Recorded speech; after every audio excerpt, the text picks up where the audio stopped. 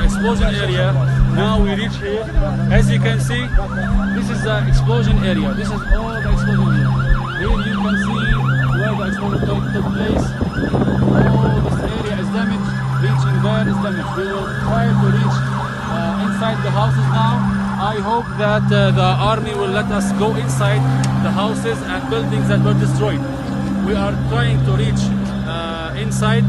Okay, we want your dua, inshallah. Assalamualaikum warahmatullahi wabarakatuh.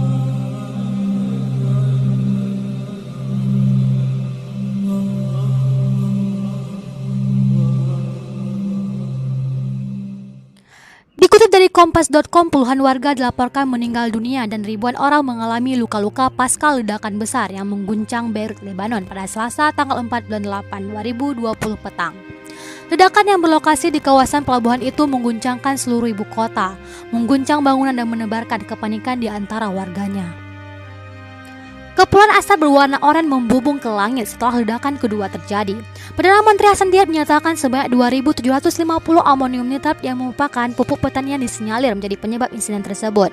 Pupuk itu imbuhnya disimpan selama bertahun-tahun dalam gudang di tepi laut.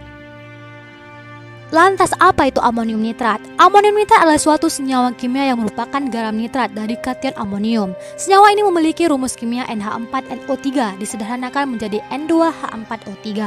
Senyawa ini adalah padatan kristal putih dan sangat larut dalam air. Senyawa ini utamanya digunakan dalam pertanian sebagai pupuk kaya nitrogen. Dilansir dari situs web Kesehatan dan Keselamatan Kerja Pemerintah Negara Bagian Australia, disebutkan bahwa amonium nitrat merupakan bahan yang tidak berbau, yang biasanya berbentuk butiran pada pupuk, ada yang kristal dan berwarna putih. Dalam situs tersebut dijelaskan bahwa amonium nitrat diklasifikasikan sebagai kelas 5.1 agen pengoksidasi di bawah kode Australian Dangerous Good atau sering disingkat dengan ADG, dan bahan kimia berbahaya di bawah Globally Harmonized System atau sering disingkat dengan GHS. Zat ini adalah oksidator yang kuat dan dapat bereaksi keras dengan bahan yang tidak kompatibel lainnya, sehingga sangat penting untuk menyimpan dan menangani amonium nitrat dengan benar. Amonium nitrat stabil dalam lautan padat, cair, atau padat. Namun itu bisa menjadi kurang tahan terhadap peledakan atau inisiasi karena adanya kontaminasi atau pada paparan suhu tinggi, misalnya terkena api atau panas radiasi. Ada pun aspek yang dapat menyebabkan amonium nitrat menjadi kurang stabil dan beresiko lebih besar meledak, antara lain paparan terhadap kontaminan klorida dan logam seperti logam kromium, tembaga, kobalt, dan nikel, penurunan pH dan juga peningkatan keasaman. Kemudian aspek yang membuat amonium nitrat dapat meledak, antara lain yang pertama, adanya paparan terhadap guncangan kuat, misalnya dari gelombang kejut ledakan di dekatnya. Kedua, terpapar pada suhu tinggi di bawah kurungan, misalnya dalam pipa tertutup. Yang ketiga, adanya ledakan kecil yang dapat memicu ledakan hebat yang disimpan di dekatnya. Masih dari sumber yang sama, dijelaskan bahwa amonium nitrat tidak terbakar, namun zat ini akan mendukung dan meningkatkan laju pembakaran di dekat bahan yang mudah terbakar atau mudah terbakar bahkan tanpa oksigen. Ketika amonium nitrat dipanaskan akan meleleh, terurai dan melepaskan gas beracun, termasuk nitrogen oksida dan gas amonia.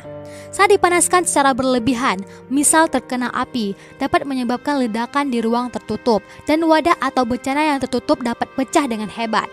Diketahui titik lebur amonium nitrat sebesar 170 derajat Celcius dan suhu penguraian kurang dari 210 derajat Celcius.